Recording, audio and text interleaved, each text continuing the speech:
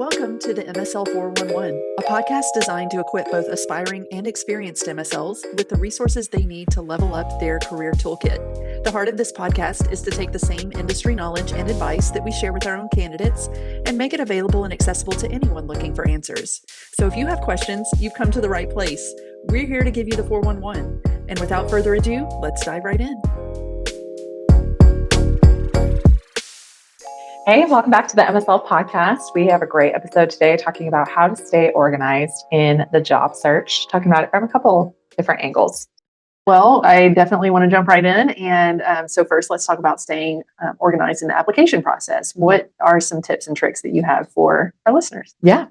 Well, when I am working with a candidate, and for the purposes of this conversation, talking about somebody who is actively in a job search, not somebody that I'm calling passively, hey, I have a new job in your area. I know you're super happy at your company, but take a few minutes to hear about this. Somebody who is actively trying to leave their company, maybe they were laid off, that kind of scenario. So if you are in an active job search, I think this is especially helpful. Use a separate email for your job search. Make sure it's something you check regularly because we'll be emailing you about new positions, scheduling, things like that. But it keeps things organized from the job portals. It keeps information from your recruiter organized and separate from all the junk mail that we all get. So use a separate email for your job search and interview information, tracking your interview notes as well. If you want to send those to yourself, keep it all in there. And there's a couple of reasons why this is important. It's a great way to not only keep the information separate, but it's something that your recruiter may ask about or call upon. Some people like to use a spreadsheet to keep track of the dates and companies that they've applied for and when. But this is really important because when you get a call from a recruiter about a position, one of the first questions we're going to ask you is, have you seen this position before? Have you applied for it? And it's hard to think back, especially if you're in an active job search, about every single position that you've applied for.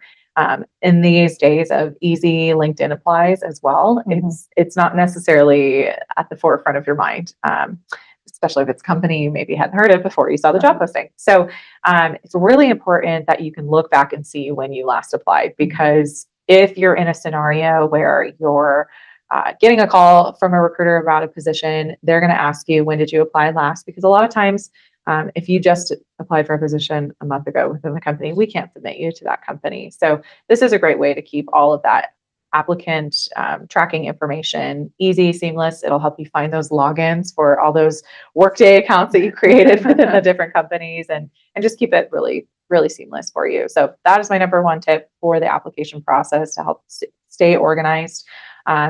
Additionally, keeping track of any networking outreach that you had done. Maybe you had applied for a position with an X company and you reached out to a couple of MSLs within that organization to talk about the position that you applied for. You know, if you do get contact back from those MSLs, maybe it's not in a timely manner.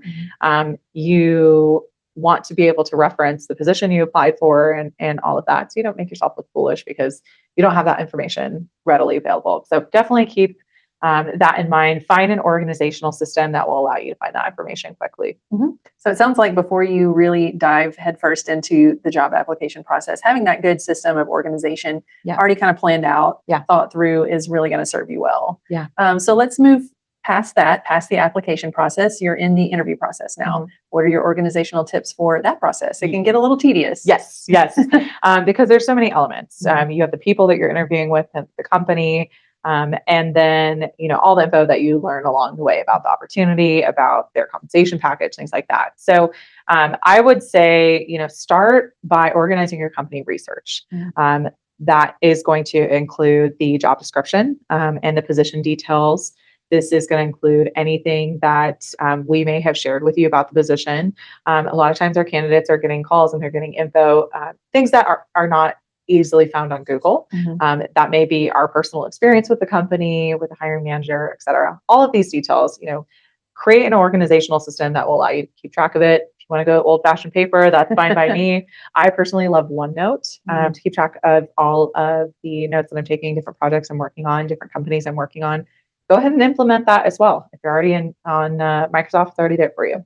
But keeping track of all of the position details, job description, and company research that you are doing, product research, pipeline research, keep it all in one spot in your OneNote or whatever system works best for you.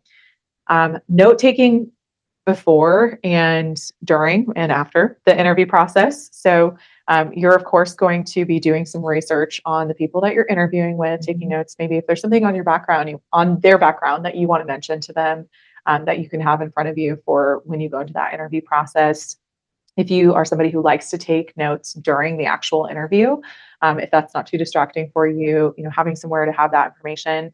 And then also taking a moment when you're done with the interview to just kind of almost debrief with yourself, to think about, this is what I learned, this is what I liked, this is what I didn't get enough information on, and I want to follow up with my recruiter about it or with somebody else in the organization because I didn't really get my answers. Taking those notes and having those things organized too, because you don't want to find yourself in a situation where you get to the end of the interview process and you feel like you didn't really get all your questions answered. And you're now approaching an offer stage, but you're like, hey, wait, I need to figure out this other information that's actually super important to me that I didn't think of until just now. So keeping that kind of note-taking system really organized, I think, is important. Other tips for staying organized in the interview process, just go ahead and send your thank you note right after you're done. If you're blocking off 45 minutes for an interview, just go ahead and block off an hour. Give yourself that extra 15 minutes to pop that thank you note out right after you're done with the interview, so you don't have to worry about it after the fact. You're trying to think back to, what was that thing that I told them I'd follow up on that is not coming to me now that I need to actually follow up on it. It's an important step of the interview process. It's underrated, but it's important. So just go ahead and knock it out right as soon as you're done with the interview. We always say you want to send out your thank you notes within 24 hours, but you can just get it done. Might as well. Yeah. And that same concept applies for any follow-up that you may have had from your presentation. If you presented it on a topic of your choice or something that the company provided to you, and you were asked a question where you said, I don't know the answer to that, but I'm happy to find that for you. Let me go ahead and follow up with you on that, just like you would in a KOL meeting. Go ahead and knock that follow-up out right away. Put it on your calendar, make sure it gets done. Again, if you are blocking off an hour to do your presentation, give yourself a little buffer so you can handle any follow-up that needs to be done. So it's all fresh and top of mind, and you'll keep yourself organized doing it that way. I think the last tip that I would offer somebody for staying organized in the interview process is to be responsive and communicative with your MSL recruiter, because we're working with you on scheduling and aiding our clients in that process. They're trying to schedule a lot with different candidates for the position you're applying for, but all the other positions they have as well. And so part of our role in that process is to make it more seamless for them, make it more seamless for you. And we can move faster to get things scheduled when you're more responsive. So you can take those holds off of your calendar, free up your time, and eliminate some of that back and forth, because by the time this person responded about this thing over here, the interviewer's calendar is already filled up. And, now we need to get a whole new set of availability because that's just how the pace of things move. So it really does help you stay organized and on top of everything you have to manage in the interview process if you can be very responsive in those times, in those situations, and not eat up time just rescheduling because everybody's busy. And so that's my last tip. And it's an important one also, because there are people who have missed opportunities because they waited too long, whether it was they waited too long to apply. I have one candidate that's coming to mind who all these years later, he still reminds me about the time that I called him about a position on a Thursday. He wanted to take the weekend to think about it. Called him up on Friday and said, so sorry, I called him on Monday. So sorry, just got an email. They got, enough applicants that they're happy with. They're putting a pause for now. And he was bummed. Don't let time be a deal killer for you, especially if this is something that you're so excited about. Just go ahead and set aside the time to get your information to your recruiter, to get that interview set up. Schedules are hard. I totally get it. But if you are serious about the opportunity, you've got to make the time for it, because it can be the thing that separates you from the top candidate. So absolutely agree. I know, and you can attest to this, but we have clients that will collect a pool of candidates before moving forward. And then we have clients that will find someone they just fall in love with, and they will not look at anyone else after that point. So Yeah. if you wait on it over the weekend or take too long, you Yeah. could be on the back end of that Yeah. period of where they found somebody already and are focused on them. And so Yeah. being organized throughout the process, not only helps you as a candidate, it comes across to your recruiter, to your Mhm. interviewer, to the hiring manager, and it speaks volumes. And so just that level of organization is not just for your benefit, but on, keeping track of things, but also for your Yeah. benefit and putting yourself above the rest of the candidate pool. And Yeah.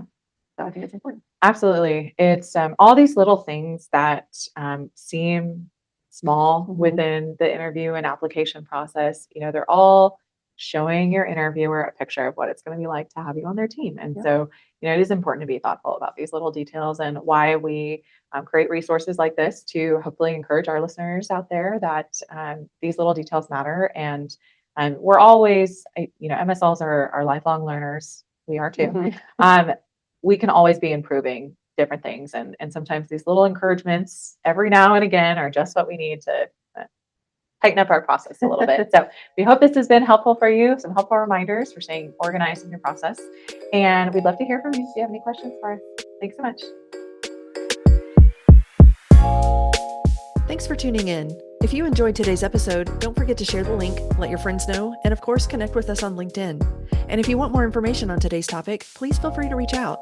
Be sure to check back soon as we continue to explore the topics that matter most to you in medical affairs.